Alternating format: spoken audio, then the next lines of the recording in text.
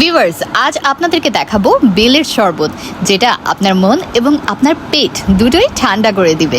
চলুন দেখে আসি কিভাবে আমি বেলের শরবত বানাই। প্রথমে আমি একটা বেল ভেঙে নিয়েছি এবং এই বেল থেকে আমি সুন্দর করে বীজগুলো আলাদা করে নিচ্ছি।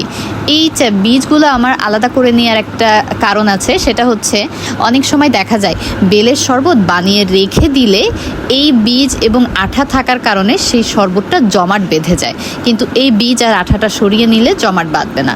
আমি শ্বাসগুলো ছাড়িয়ে নিয়েছি। এবার এর মধ্যে পানি দিয়ে কিছু সময় ভিজিয়ে রাখবো।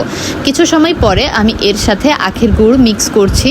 মিক্স করে নিয়ে এবার এটাকে আমি চটকাবো হাত দিয়ে আর কি, চটকে চটকে আমি শ্বাসগুলো এবং শ্বাসের সাথে যে আঁশ আছে বেলের, সেই আঁশগুলো ছাড়িয়ে নিব।